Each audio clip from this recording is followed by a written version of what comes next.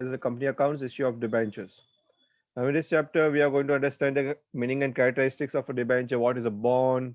What's the difference between debenture and shares? Right? Many things in detail we are going to understand. Right? Difference between debenture holder and shareholder, types of debentures. Right? So let's understand what a debenture is. आपने mostly आपने पढ़ा तो होगा ही definitely कि debenture BST में last year what's a debenture but let me explain. So a debenture is a written instrument in what in here what they say is or document issued by a company acknowledging a debt. Now when they acknowledging a debt it means what? Debt देने का मतलब क्या होता है कि they are taking the money from the public on loan.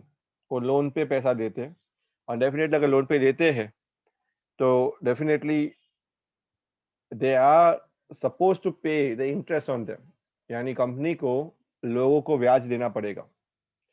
So the terms of the repayment of the principal amount and the payment of the interest at a specified date are stated in the document. कितने rate पे और कब कब principal amount को वापस किया जाएगा और कब कब ब्याज पेमेंट किया जाएगा वो सब कुछ डॉक्यूमेंट में मेंशन होता है. Section 2 of 30 of companies act 2013 कुछ बोलता है debenture includes debenture stock bonds and any other instrument evidencing a debt. जो कोई इंस्ट्रूमेंट डेट को एविडेंस करता है. डेट को एविडेंस करने का मतलब होता है कि वो डेट मानता है. पैसे लेने की जो प्रक्रिया को डेट मानता है weather constituting a charge on the assets of the company or not. उसको उसको हम क्या बोलेंगे? What we are going to say to them? We are going to say that they are debentures, right? So debentures कहीं पे भी हो वो एविडेंस डेट करता है. पहले तो ये समझो. और दूसरी भाषा में मैं बोलूँ तो डेट ऐसे ही नहीं होता है. They have to evidence a debt with a constituting a charge on the assets. यानी assets पे कुछ गिरवे रख के ही डेट मिलता है. यानी अगर आप बोलोगे कि मैं ऐसे ही लोगों के पास से पैसा उठा लूं, राइट, तो लोग भी आपको पूछेंगे कि मेरे पैसे डूल तो नहीं हो जाएंगे. आपकी क्या गारंटी कि आप पैसे पे करोगे, रिटर्न करोगे, कितने टाइम पे रिटर्न करोगे, लोग पूछेंगे आपको. तो डेफिनेटली कुछ डिबेंचर्स होते हैं जिसपे चार्ज ऑन असेट दिया जाता है. यानी वो बोलते हैं कि अगर आपके पैसे सेफ है और सिक्योर्ड है, वैसे डिबेंचर्स को हम सिक्योर्ड डिबेंचर्स के नाम से जानते हैं. जब हम सिक्योर्ड डिबेंचर्स जब मैं बोलता हूँ तो याद रखिए it always constitute a charge on the assets, right. और दूसरे होते हैं जो अनसिक्योर्ड डिबेंचर्स होते हैं जिसपे असेट्स कोई गिरवे नहीं रखा जाता है, राइट. हम दोनों ही डिबेंचर को समझेंगे. Generally this debentures are always constitute with a charge on the assets. Now debenture Topham की डेफिनेशन भी कुछ है पर वो सेम डेफिनेशन है, वो भी सेम तरह की चीज बोलता है. It also evidence a debt to the holder usually arising out of a loan and most commonly secured by a charge, right. Same तरह की डेफिनेशन है. आप कंपनी एक्ट की डेफिनेशन देखो या टॉपहैम की देखो, is almost same. Now let's understand debenture थोड़ा डिटेल में और समझते हैं और उसको कैरेक्टरिस्टिक्स के साथ समझते हैं. नाउ जब हम डिबेंचर बोलते हैं इसका मतलब हम बोल रहे हैं कि डिबेंचर सर्टिफिकेट है वो, right. It is nothing but a debenture certificate. Now debenture certificate means it is a physical share, a stock like a share, right, जो आप किसी को देते हो physical. So actually what it is nothing but an agreement between a company and debenture holders for the repayment of the principal amount on a specified date and the payment of the interest at specified rate. एक तरह का ये agreement है loan. जैसे कि company ने लोगों के पास से लोन ली है, वैसा एक अग्रीमेंट है, ऐसे समझ लो.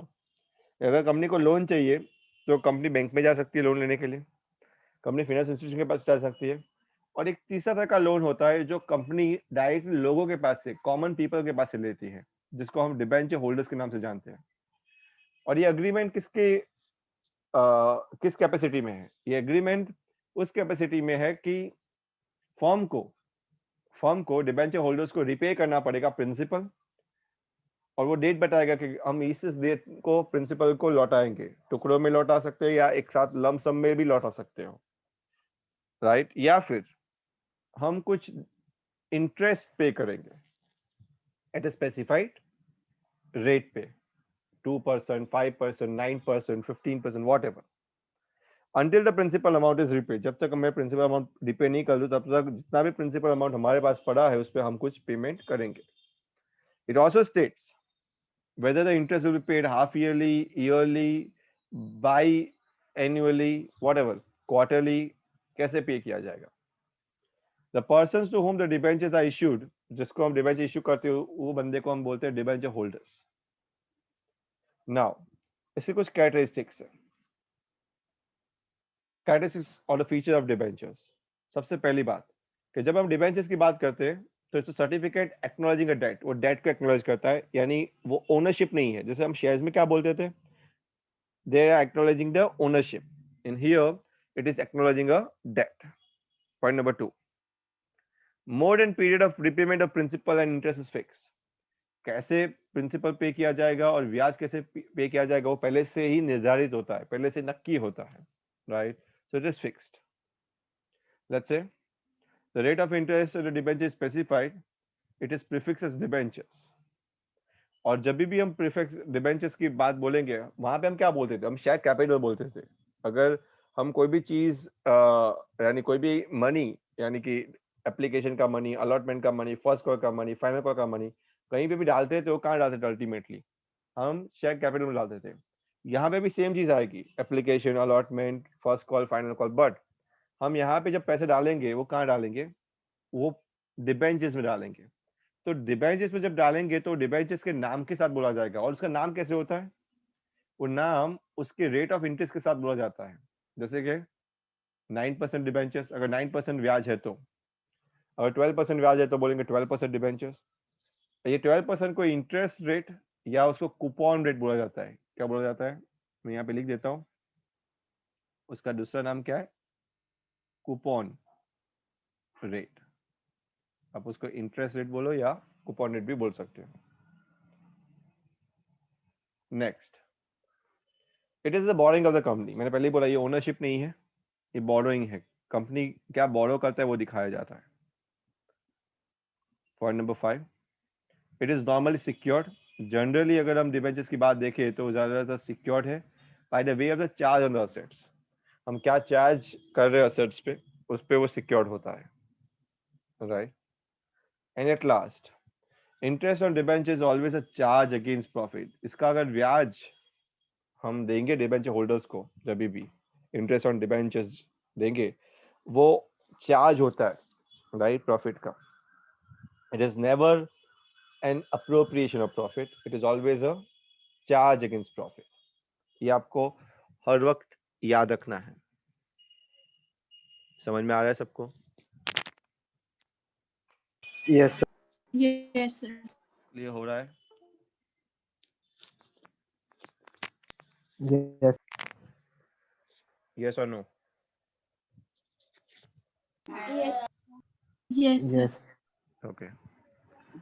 नाउ बॉन्ड क्या होते हैं?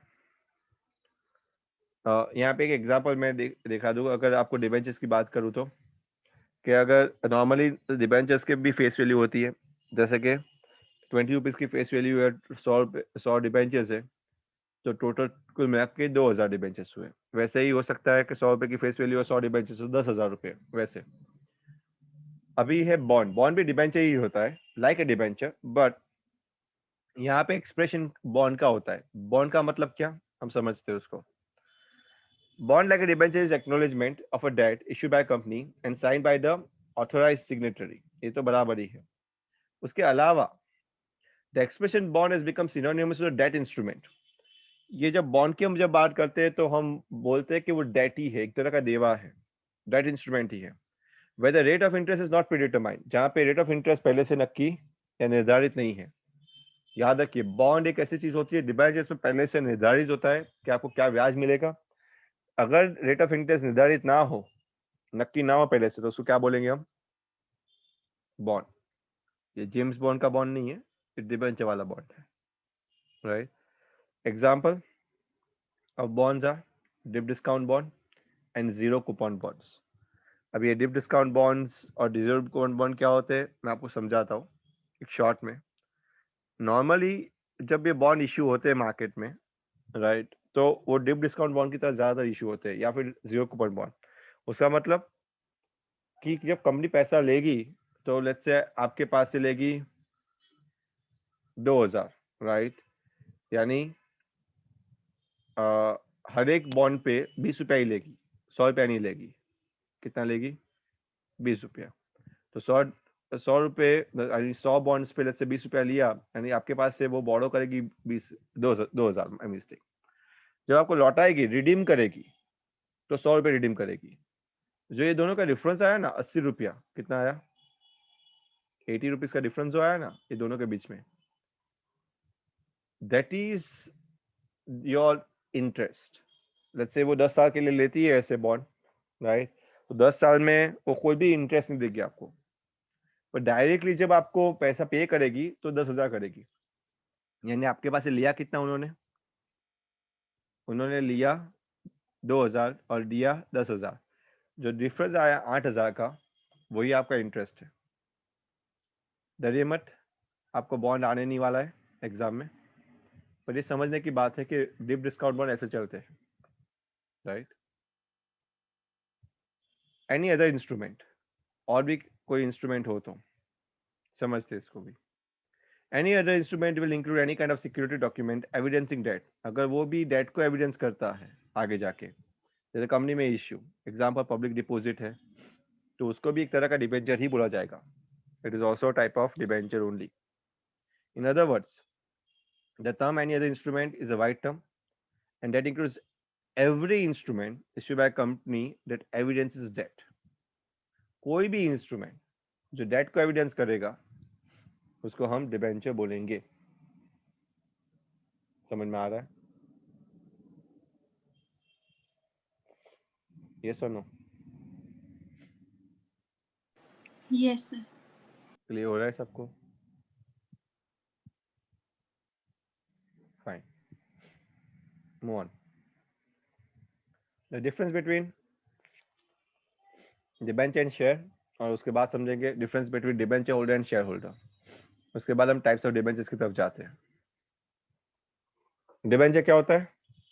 डिबेंचर डेट होते हैं, राइट, और इसीलिए डिबेंचर होल्डर को लेंडर बोला जाता है, जो आपको पैसा देते हैं जनरली, राइट। जबकि शेयर क्या होता है? कैपिटल होता है, राइट, और इसीलिए उसके शेयर होल्डर्स को क्या बोला जाता है? ओनर। वो रियल ओनर है कंपनी के। Next, return. Debenture holder gets interest at a stated rate. जो भी रेट दिया गया है उस रेट पे उसको मिलता है, right, stated rate, whatever the rate has been given, right, उसी रेट पे उनको मिलता है, उससे ज्यादा नहीं, उससे कम नहीं। जबकि शेयर होल्डर को डिविडेंड मिलता है, राइट, क्योंकि वो अगर प्रॉफिट कमाएगा तो मिलेगा, अदरवाइज नहीं मिलेगा। इंटरेस्ट फिक्स होता है, डिविडेंड फिक्स नहीं होता है। रिपेमेंट, यस, डिबेंचर होल्डर्स को रिपेड होता है, राइट, डिबेंचर्स होल्डर्स को पैसा रिपे होता है डेफिनेटली, राइट, प्रिंसिपल अमाउंट और ब्याज दोनों के साथ रिपे होता है। जबकि नॉर्मली शेयर्स शेयर होल्डर को नहीं, रिपे नहीं होता, is not repaid during the life time of the company. वो पूरी लाइफ टाइम के दरमियान उसको कुछ भी रिपेड नहीं होता। Next, issue at discount, very very important. हमने देखा था अभी शेयर होल्डर्स में कि शेयर्स कभी डिस्काउंट पे इश्यू नहीं हो सकते, अनलेस वो स्वेट इक्विटी शेयर्स हो तो ही हो सकते हैं, अदरवाइज नहीं। पर डिबेंचर की बात अलग है, डिबेंचर डिस्काउंट पे भी इश्यू हो सकते हैं। मैंने ये भी बताया था कि शेयर्स री इश्यू होने के टाइम पे डिस्काउंट पे हो सकता है, अदरवाइज नहीं। एक मिनट होल्ड कर।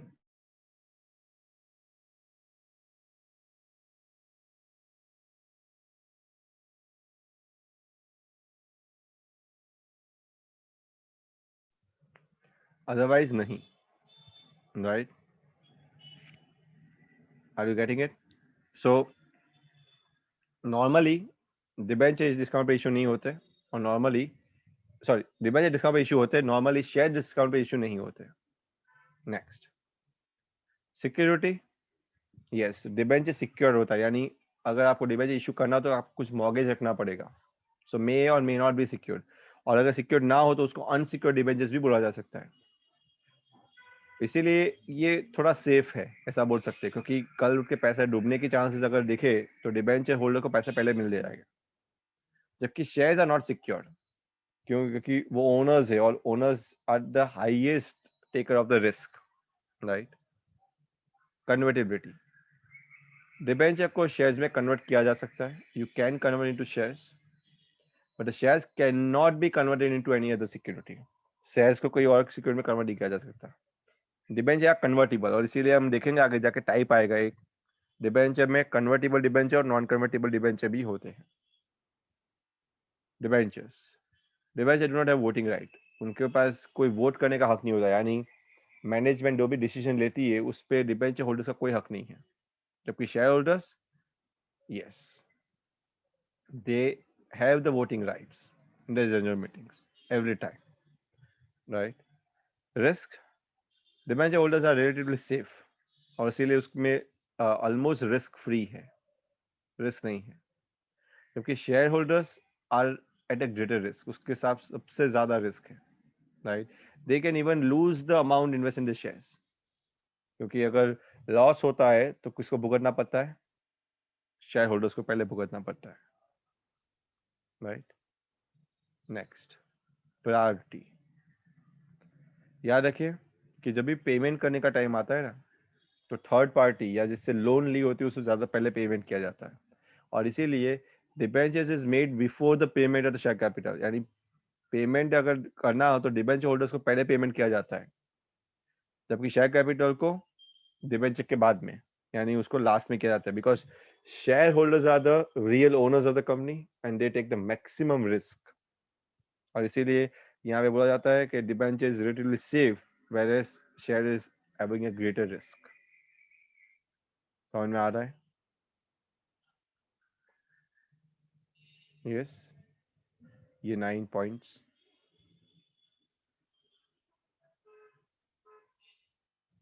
यस और no? Yes, sir. Okay, Yes, sir. Okay, move on. Difference between debenture holders and share holders, share holders और डिबेंचर होल्डर्स के बीच में क्या डिफरेंस है? स्टेटस, डिबेंचर को लेंडर बोलते हैं जबकि शेयर होल्डर्स को ओनर बोलते हैं। रिटर्न, डिबेंचर होल्डर को ब्याज मिलता है जबकि इसको डिविडेंड मिलता है। कंट्रोल, डिबेंचर होल्डर को कोई कंट्रोल नहीं है, वो एक तरह का लेंडर ही है, जबकि यहाँ पे पूरा कंट्रोल है, शेयर होल्डर्स ओनर्स है इसीलिए उसको पूरा कंट्रोल है कंपनी के ऊपर। और रिस्क, डिबेंचर होल्डर सेफ है जबकि शेयर होल्डर को रिस्क ज्यादा उठाना पड़ता है। क्लियर है? बहुत सिंपल है, मैंने हाईलाइट कर दिए पॉइंट्स को। Now we also need to understand there are different types of debentures, right? Debentures बहुत सारी अलग अलग कैटेगरी में डिवाइड होते हैं, right? And the basis of the security and the basis of redemption, registration and convertibility, right? Security point of view से हम देखने जाए तो सिक्योर्ड और अनसिक्योर्ड डिबेंचर होता है, हम देखेंगे ये सबको डेफिनेशन और मीनिंग के साथ समझेंगे। रिडम्पशन के व्यू पॉइंट पे रिडीमेबल और इनरिडीमेबल होते हैं। रजिस्ट्रेशन पॉइंट ऑफ व्यू से वो रजिस्टर्ड और बैरर डिबेंचर्स होते हैं, and convertibility point of view से वो convertible and non convertible debentures होते हैं। हमारे के टाइप को अलग से और अच्छे से समझते हैं। पहले secured debenture, security point of view से, secured debentures are those debentures which are secured by either a fixed charge और अ फ्लोटिंग चार्ज। वो फिक्स्ड चार्ज से या फिर फ्लोटिंग चार्ज से वो सिक्योर होता है on the assets of the company. A charge on the assets of the company is registered with the register of the companies, right? अगर हम जब हम चार्ज की बात बोले तो रजिस्ट्रार ऑफ द कंपनीज के पास वो रजिस्टर्ड होता है, right? That is what we call the charge. कहने का मतलब, लेट्स से मुझे आज डिबेंचर इशू करने हैं 2 लाख के, तो मेरी 2 लाख की जो मशीनरी होगी या 2 लाख का फर्नीचर होगा, कुछ तो गिरवे मुझे रखना पड़ेगा, तो ही मुझे रजिस्ट्रार बोलेगा कि ओके फाइन आप डिबेंचर इशू कर सकते हो, अदरवाइज मुझे रजिस्टर अलाउड नहीं करेगा डिबेंचर इशू करने के लिए। समझ में आ रहा है? तो चार्ज का मतलब होता है कि आपको कहीं पे बताना पड़ेगा क्योंकि मैंने इतना गिरवे रखा है, उसके सामने मैं डिबेंचर इशू, तो कल उठ के डिबेंचर होल्डर्स को अगर पैसा मैं नया दे पाऊँ तो रजिस्टर मुझे क्या बोलेगा, आप अपने मशीन बेच दो और उनको पैसा चुका दो। समझ में आ रहा है ये? So they are called secured. Concept clear हो रहा है चार्ज का मतलब? यहाँ पे आगे भी लिखा है Yes, sir. Meaning of charge. Charge का मीनिंग अच्छे से समझाया है उन्होंने। Charge mean securing a loan by mortgaging specific asset. आपको गिरवे मॉर्गेज रखना पड़ रहा है towards a loan, right? So अगर let's say a charge created on definite assets of permanent nature, जैसे कि जमीन है, बिल्डिंग है, मशीनरी है, जो बहुत लंबे अरसे तक चलने वाली है, वैसी कोई चीज को गिरवे रख के अगर आप कुछ लोन उठाते हो तो उसको फिक्स चार्ज बोलते हैं, राइट? और कुछ ऐसे भी होते हैं जो जिसके भाव बदलते रहते हैं, जैसे कि एयर कंडीशनर है, टीवी है, right? So floating charge when no specific asset but all assets are charge as security, तो उसके भाव ऊपर नीचे होंगे, राइट? उसके भाव बदलेंगे। अगर ऐसे चार्ज से अगर आप कोई भी चीज से लोन उठाते हो तो उसको हम फ्लोटिंग चार्ज बोलते हैं, right? So there are two types of charge, fix charge and floating charge. ये तो बात हुई सिक्योर्ड की। उसके बाद होते हैं अनसिक्योर्ड। अनसिक्योर्ड में ऐसा कोई चार्ज नहीं लिखा जाता है और इसीलिए उसको अनसिक्योर्ड डिबेंचर्स बोला जाता है। समझ में आ रहा है सबको? Yes, sir. Yes, sir. Next, redemption point of view. अगर कोई भी डिबेंचर हम रिडीम कर देंगे, रिडीम यानी वापस कर देंगे, पैसा उनको लौटा देंगे, तो वो रिडीमेबल डिबेंचर्स होते हैं। जैसे कि रिडीमेबल डिबेंचर आर दो debentures that are repayable by the company at the end of a specific period. कोई स्पेसिफिक पीरियड के बाद उसको हम वापस कर देंगे तो वो रिडीमेबल है। और बाय इंस्टॉलमेंट्स या टुकड़ों में हम लौटा देंगे पैसा, तो वो सब रिडीमेबल है। Irredeemable, they are those debentures that are not repayable during the lifetime of a company and hence are repaid only when the company is liquidated। और उसको तभी रिपे किया जाता है जब कंपनी लिक्विडेट हो जाती है, राइट? तो वैसे डिबेंचर्स को हम इररिडीमेबल डिबेंचर्स बोलते हैं, यानी वो कभी रिडीम नहीं होते, कभी उसको पैसा लौटाया नहीं जाता। एक तरह का शेयर की तरह होगा ये, कि शेयर्स भी लाइफ टाइम रहती है ना कंपनी के साथ, वैसे इररिडीमेबल डिबेंचर्स भी लाइफ टाइम रहते हैं। ऐसे टाइप ऑफ डिबेंचर्स इंडिया में बहुत कम इश्यू होते हैं, मैं बता दूं आपको, राइट? ये फॉरेन में ज्यादा होते हैं इररिडीमेबल। इंडिया में ज्यादातर जो डिबेंचर इश्यू होते हैं वो रिडीमेबल ही है। Next, from the records point of view.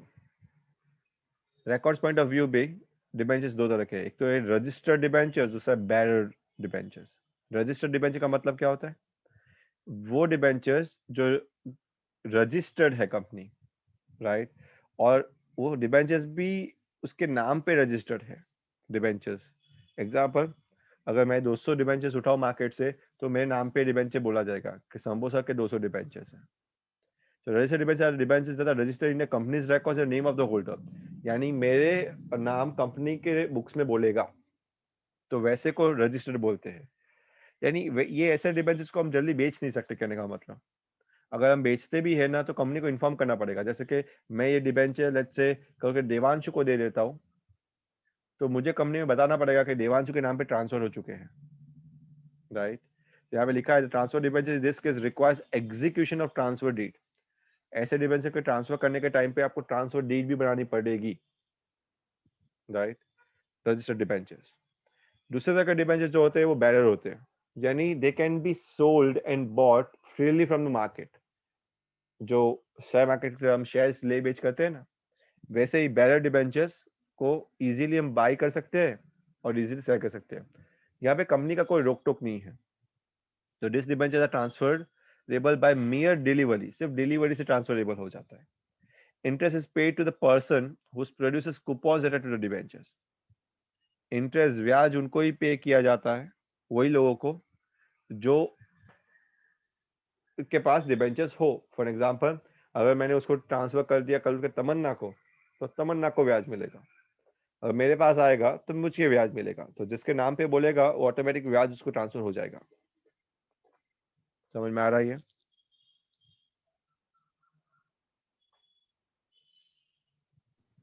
Yes, sir.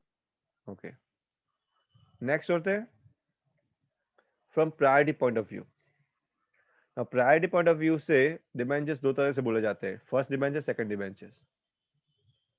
तो फर्स्ट डिबेंचर्स क्या होते हैं? तो the debenture which are to repaid before other debentures, और कोई डिबेंचर्स को पे करने से पहले अगर कोई डिबेंचर पे किया जाए तो उसको फर्स्ट डिबेंचर्स, यानी उसकी प्रायोरिटी सबसे हाईएस्ट। जैसे कि कंपनी ने 2 तरह के डिबेंचर निकाले, एक तो है 9% डिबेंचर निकाले और दूसरे डिबेंचर निकाले 13% डिबेंचर। और लेट्स से कंपनी को 9% को पहले पैसा चुकाना है, उनको प्रायोरिटी बोल दिया है, तो इनका नाम बोल देंगे हम फर्स्ट डिबेंचर्स।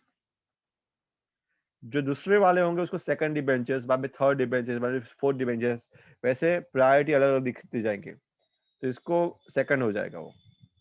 तो फर्स्ट डिबेंचर्स ये होता है जो पहली दफा, यानी कि उसको सबसे पहले प्रायोरिटी दिया जाएगा पेमेंट के टाइम पे भी, राइट। जबकि बाकी के जो डिबेंचर्स होते हैं उसको सेकंड डिबेंचर्स, और उसके बाद होंगे उसको थर्ड डिबेंचर्स, वैसे अलग अलग नाम से पुकारा जाएगा बाद में, राइट। तो सेकंड डिबेंचर्स यहाँ पे बोला है कि वो क्या होते हैं, which will be repaid after the first debenture, जो फर्स्ट डिबेंचर के बाद पे किया जाता है, तो वो सेकंड हो जाएगी। Next, from the point of view of coupon rate, coupon यानी रेट ऑफ इंटरेस्ट, तभी भी मैंने पहले ही बताया आपको, कूपन रेट यानी क्या होता है, रेट ऑफ इंटरेस्ट। मैं लिख देता हूँ यहाँ पे समझ में आ जाए। तो स्पेसिफिक कूपन रेट डिबेंचर क्या होते हैं, this debenture are issued with a specified rate of interest, कुछ स्पेसिफिक रेट ऑफ इंटरेस्ट के साथ वो इशू होते हैं, जिसको हम क्या बोलते हैं दूसरी लैंग्वेज में, उसको हम कूपन भी बोल सकते हैं। एग्जाम्पल 10% डिबेंचर्स, यानी 10% यानी क्या है, वो कूपन है उसका, राइट। द स्पेसिफाइड रेट में आइदर बी फिक्स और फ्लोटिंग, और ये रेट फिक्स भी हो सकता है, ये रेट फ्लोटिंग भी हो सकता है, रेट चेंज होता रहता है, राइट। सेकंड है जीरो कूपन रेट डिबेंचर्स। जब मैं जीरो कूपन रेट डिबेंचर्स की बात बोलता हूँ, मैं जैसे बोला अभी कि जीरो क्या बोलते हैं, जीरो कूपन बॉन्ड्स या डिप डिस्काउंट बॉन्ड्स, तो उसका मतलब ये होता है they do not carry specific interest, जैसे मैंने बताया ना, it is just like a deep discount bonds. उसमें क्या होता है कि मैंने वैसे जैसे बोला कि 100 रुपीज का डिबेंचर है, वो 20 रुपीज में इश्यू होगा, तो कहने का मतलब डिबेंचर होल्डर्स को अभी 20 रुपीज देने हैं, पर जब रिडीम होगा यानी उनको पैसा वापस किया जाएगा तो 100 रुपये पूरे मिलेंगे। पूरे टर्म के दौरान उसको कोई ब्याज नहीं मिलेगा। एग्जाम्पल 7 ईयर्स का टर्म है, तो 7 ईयर्स दौरान उनको कोई ब्याज नहीं मिलेगा, पर जब टर्म खत्म हो जाएगा उसके बीच में कोई ब्याज नहीं मिला, पर टर्म खत्म होने के वक्त उसको 100 रुपये डायरेक्ट मिलेंगे, यानी जो बीच में 80 रुपया जो एक्स्ट्रा मिला ना, वही उनका ब्याज है। तो वैसे बॉन्ड जिसमें कूपन रेट नहीं होती है, यानी ब्याज बोला नहीं जाता है, सिर्फ सीधा पैसा मिल जाता है लास्ट में, राइट, तो इसीलिए उसको जीरो कूपन बोलते हैं। जीरो कूपन यानी उसमें कोई ब्याज नहीं दिखाया जाएगा। समझ में आ रहा है?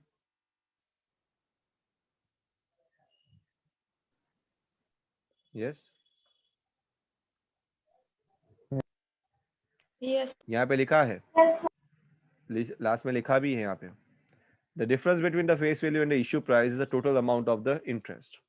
यानी एक्चुअली फेस वैल्यू कितने के होते हैं, 100 रुपए के फेस वैल्यू होते हैं, हम इश्यू कितने में कर रहे हैं, 20 रुपए में। तो ये दोनों के बीच का जो डिफरेंस है उसको हम जीरो कूपन बॉन्ड्स बोलते हैं। And the last, from the convertibility point of view, अगर डिबेंचर्स को मैंने बोला जैसे कि कन्वर्ट कर सकते हो आप, उसको शेयर्स में तब्दील कर सकते हो, अगर लोग चाहे तो आप उनको ऑप्शन दे सकते हो कि अगर आपको शेयर्स में कन्वर्ट होना है तो आप हो सकते हो, तो they are called convertible debentures. अभी कन्वर्टिबल में भी दो टाइप है, they are partly convertible and fully convertible. तो काफी टाइम कैसा होता है कि 100 रुपए का डिबेंचर है, राइट, और लेट्स से हर एक debenture, for every one debenture they can be converted into 4 shares, right। तो किसी को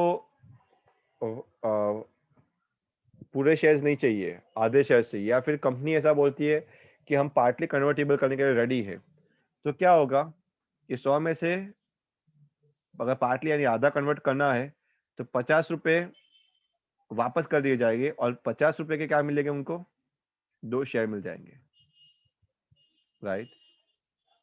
समझ में आ रहा है? So this are called partly convertible, यानी 50 रुपए उनको 100 रुपए पूरे नहीं मिलेंगे, ₹50 कैश मिलेंगे रोकड़े में और बाकी ₹50 के शेयर्स मिल जाएंगे, 2 शेयर्स। यानी ऐसा बोल सकते हैं कि उसमें एक डिबेंचर्स में से 2 शेयर्स कन्वर्ट हो गए, वो पार्टली कन्वर्ट हुए और पार्टली उनको पैसा मिल गया। समझ में आ रहा है?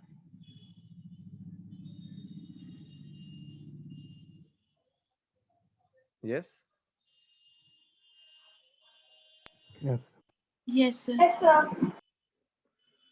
और दूसरा है non convertible debentures. The non convertible debentures they are not convertible shares, वो कभी कन्वर्ट नहीं होते, राइट? वो डिबेंचर्स। That's it. टाइप्स तक मैं यहाँ पे स्टॉप कर रहा हूँ, आज आगे नहीं जा रहा हूँ। कल हम थोड़ा और समझेंगे डिबेंचर ट्रस्ट डीड क्या होता है, वो सब कुछ। 2-3 दिन थियरी जाएगी जैसे मैंने बताया, राइट? और उसके बाद आपको धीरे धीरे स्लोली सम्स आने चालू होंगे, राइट? अगर इसमें किसी को डाउट है तो आप मुझे पूछ सकते हो अभी।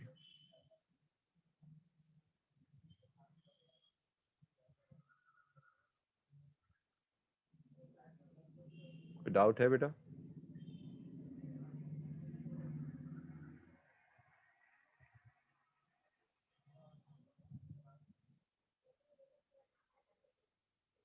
यस,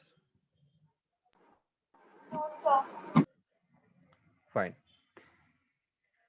सो जितना भी आपका बाकी है वर्क, तब तक 2-3 दिन, जब 2-3 दिन में ये थियरी जाए तब तक वो कंप्लीट करो, राइट? मुझे पेंडिंग वर्क नहीं चाहिए अभी। और कल से फ्रॉम टुमारो ऑनवर्ड्स